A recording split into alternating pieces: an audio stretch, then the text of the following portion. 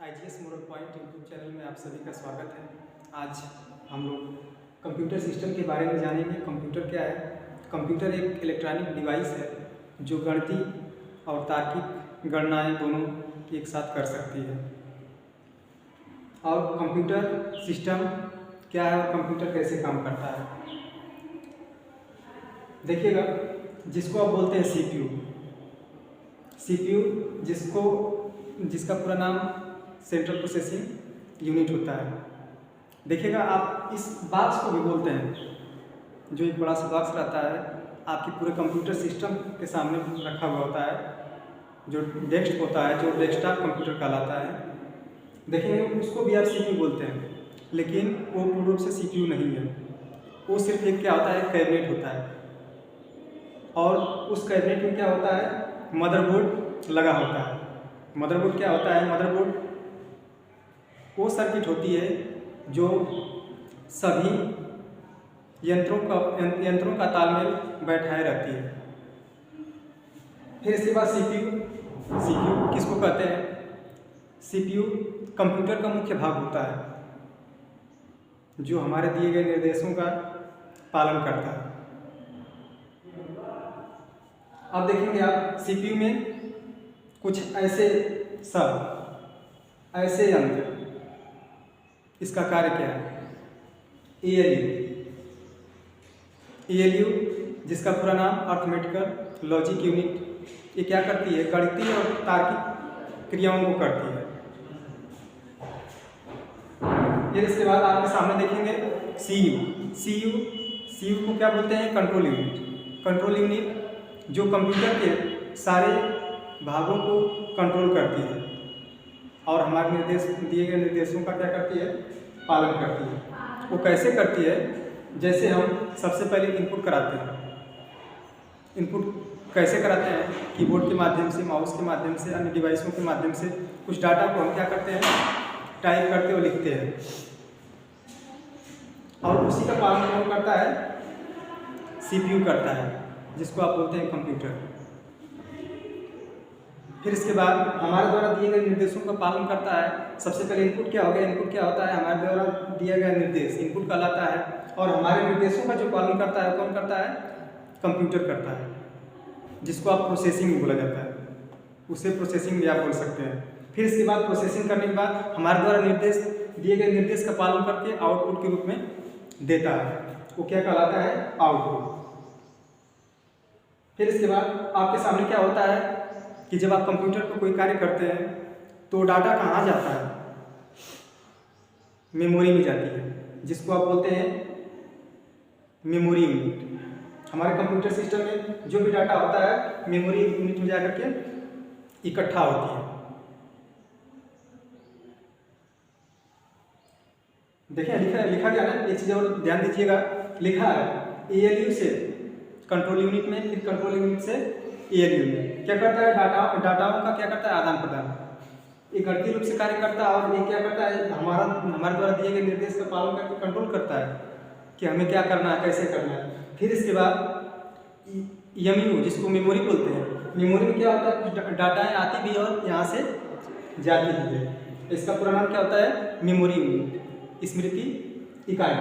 अब देखिएगा आउटपुट हमारे द्वारा दिए गए निर्देश का कंप्यूटर पालन करके आपके सामने प्रत्यक्ष रूप से दिखा देता है। आउटपुट कैसे होता है, कौन सी डिवाइस से होती है? जैसे आप देखेंगे आउटपुट में आपके सामने एक डिवाइस बनाया है, जिसको आप बोलते हैं मॉनिटर। मॉनिटर पर कौन सी कॉपी होती है? जैसे किसी प्रोग्राम को हम चालू कर देते हैं तो उस पर सॉफ्ट कॉपी दिखाई देती है।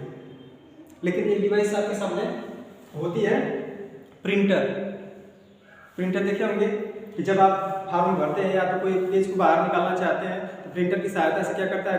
कोई पेज बाहर निकल जाता है। वो कौन सा कॉपी होता है? Hard copy. जब कंप्यूटर वर्तमान में काम करते हैं कौन सा होता है? Soft copy. लेकिन जब उस पेज को हम प्रिंट करके बाहर निकालते हैं वो क्या कहलाता है? Hard copy. ठीक। फिर इसके बाद आपके सामने क्या हो गया? मॉनिटर हो गया, प्रिंटर हो गया। और स्पीकर क्या होता है? एक प्रकार की आउटपुट डिवाइस होती है, जिसे हम क्या करते हैं कि अपने मोबाइल द्वारा या तो इस माइक के द्वारा हम क्या करते हैं? अपनी बातों को रखते हैं। लेकिन कंप्यूटर फिर इसके बाद अपनी भाषा में परिवर्तन करके आपको स्पीकर के यहाँ पहुँचाता है आवाज़ को। आपकी आवाज़ कहाँ पहुँचाता है? स्पीकर। वो कौन सी डिवाइस है? आउटपुट डिवाइस है। फिर इसके बाद आइए कुछ इनपुट डिवाइस के बारे में जान लेते हैं। जैसे हम टाइप करते हैं, टाइपराइटर की तरह दिखने वाला होता है, उसको आप क्या बोलते हैं? कीबोर्ड बोलते हैं। फिर इसके बाद आप देखे होंगे आपके सामने माउस भी है।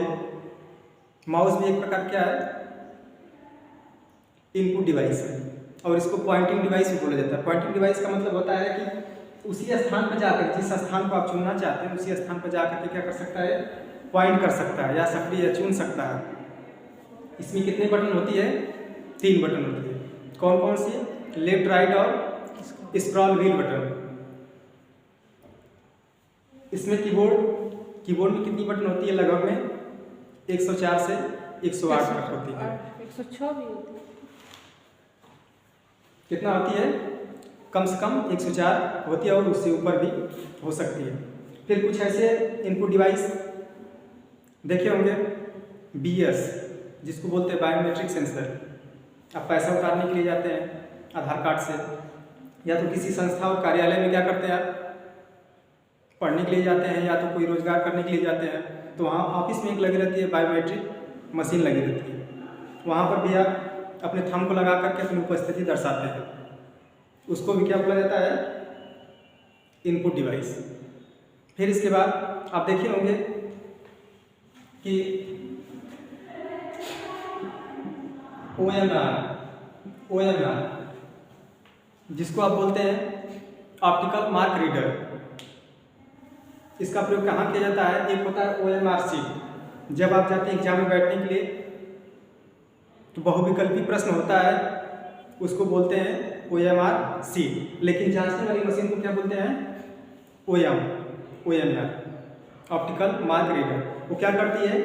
तुरंत आपके क्वेश्चनों को जांच करके प्रत्यक्ष रूप से उत्तर तुरंत कुछ ही क्षणों में दे देती है।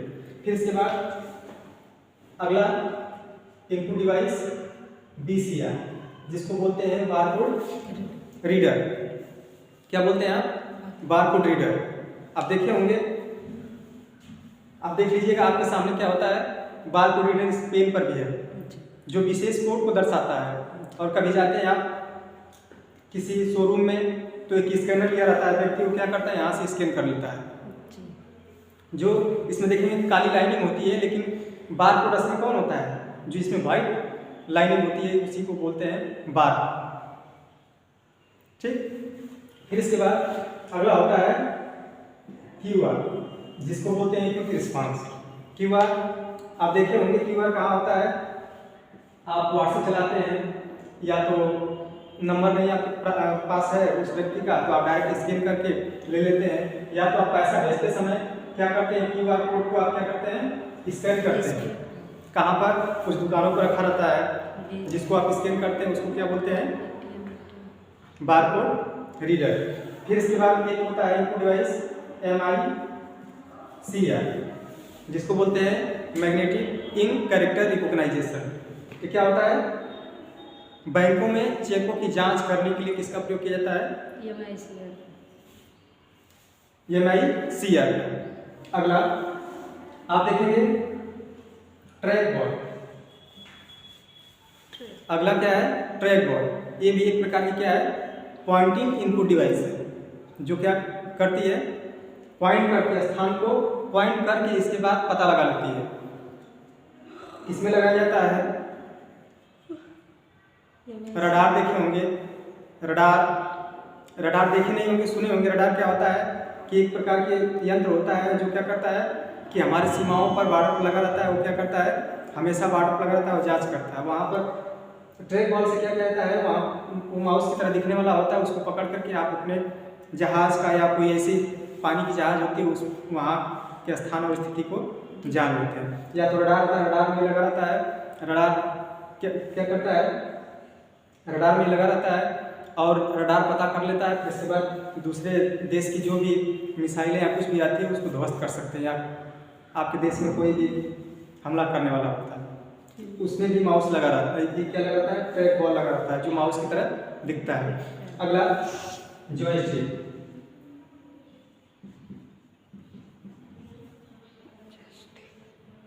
जॉयस्टिक ये भी एक प्रकार का क्या है, इनपुट डिवाइस है, जो कहाँ लगा रहता है, ड्रोन कैमरा में, जहाज़ों में, और वीडियो गेम खेलते हैं उसमें भी प्रयोग किया जाता है जॉयस्टिक का। अगला इनपुट डिवाइस क्या होता है, माइक, जिसको माइक्रोफोन बोलते हैं। माइक्रोफोन से क्या कर सकते हैं, अपनी बातों को रखते हैं, लेकिन हेडफोन से क्या करते हैं, सुनते हैं। तो हेडफोन क्या है, आउटपुट डिवाइस, लेकिन माइक्रोफोन क्या है, इनपुट डिवाइस। ठीक है। फिर इसके बाद आप देखे होंगे OCR, ऑप्टिकल कैरेक्टर रिकॉग्नाइजेशन। इससे क्या होता है कि किसी कैरेक्टर को, शब्द को, चिन्ह को पहचानने के लिए इसका प्रयोग किया जाता है। पहले के मार्कशीट या कोई सर्टिफिकेट होता था, उसमें कुछ विशेष कोडों को क्या करने के लिए, जांचने के लिए इसका प्रयोग किया जाता है। ठीक है, आज के लिए इतना ही, अगले वीडियो में मिलेंगे।